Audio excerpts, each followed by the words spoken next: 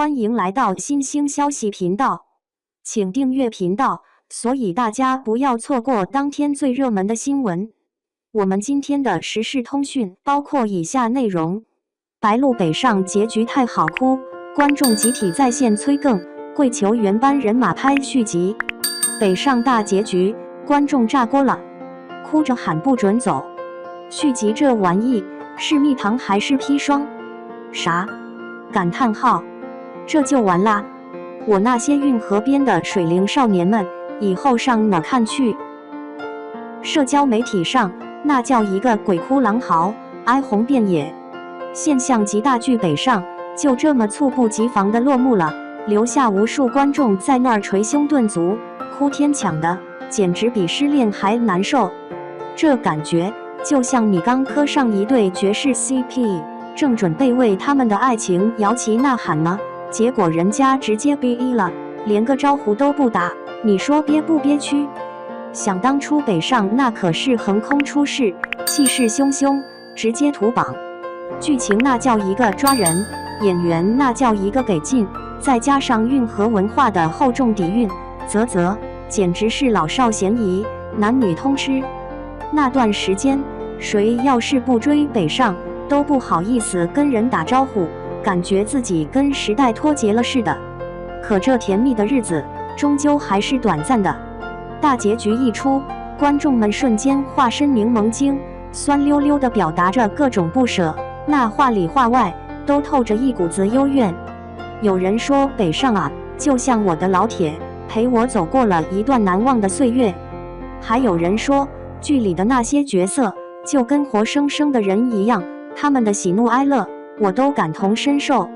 听听这话说的，都快赶上琼瑶剧了。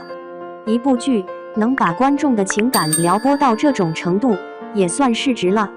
紧接着，原班人马拍续集的呼声就像火山爆发一样，瞬间冲上了热搜。观众们化身催更狂魔，跑到导演、编剧、演员的社交媒体下疯狂留言，各种卖萌撒娇，就差没给他们跪下了。导演，求了，给个续集吧！我还想看我的运河少年们继续在水上飙船呢。没有北上的日子，我活着还有什么意义啊？编剧大大，你就是我的再生父母。这热情，这架势，简直要把互联网都给烧穿了。但是，各位冷静一下，续集这玩意儿真就是灵丹妙药吗？能包治百病，药到病除吗？咱摸着良心说，国产剧的续集十有八九都是狗尾续貂，白瞎了钱做积累下来的好口碑。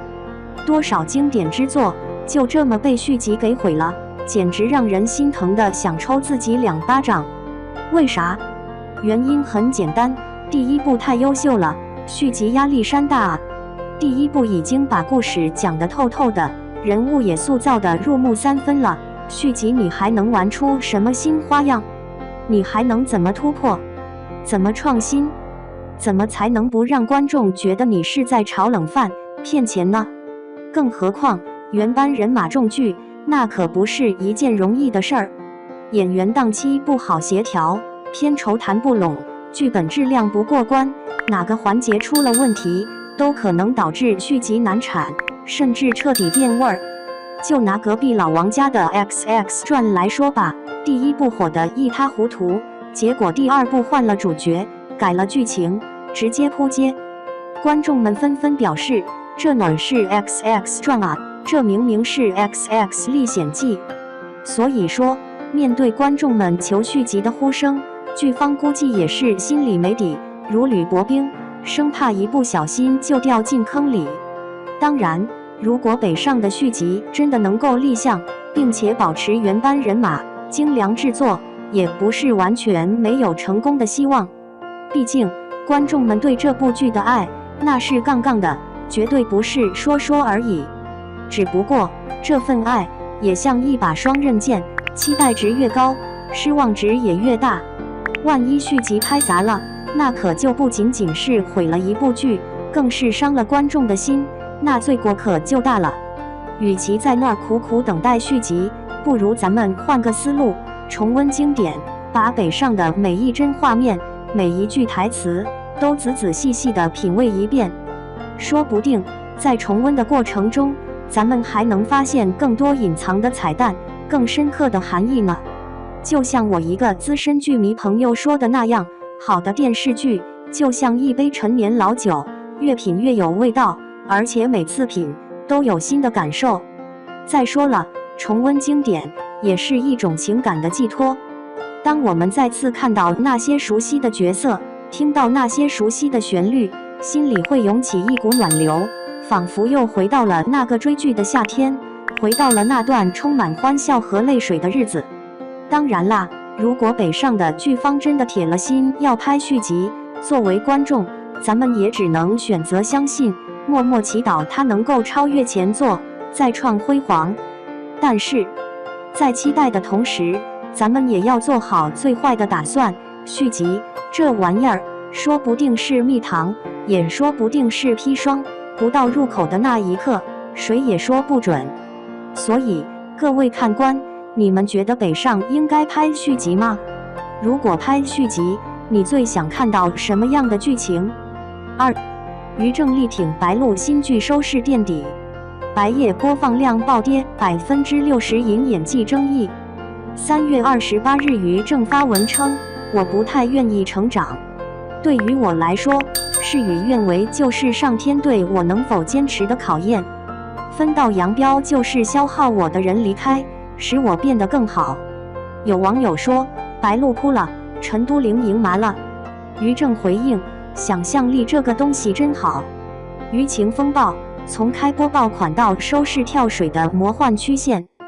3月25日，由于正监制、白鹿主演的都市剧《白夜》收官周收视率跌至0.38%，较开播日暴跌60%。数据来源：酷云 EYE， 豆瓣评分5.1，创主演生涯新低。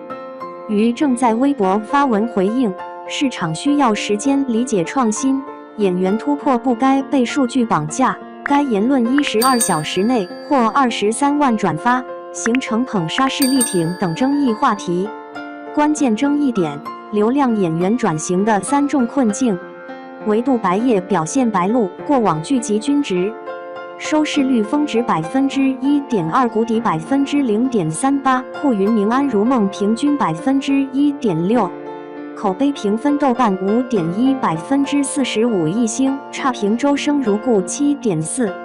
角色适配度职场女强人设定，观众票选为何感79%。猫眼调研，古偶甜宠角色适配度92%。行业拆解，创新实验与市场反馈的错位博弈。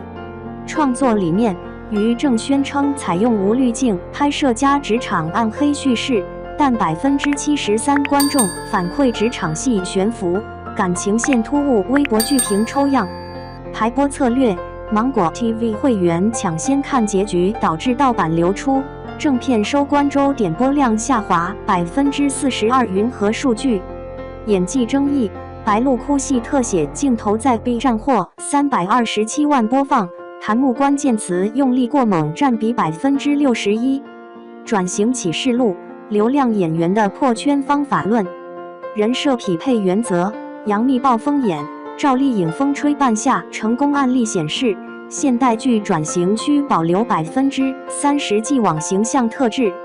渐进式突破。对比杨紫《长相思》到《承欢记》的2年过渡期，白夜的硬转型被评缺少试水作品。舆情管理。第三方监测显示，艺人团队在剧集播出期间未及时调整宣传策略，差评应对时效低于行业均值37%。快来评论区留言，让咱们一起聊聊，看看能不能给编剧大大们提供一些灵感。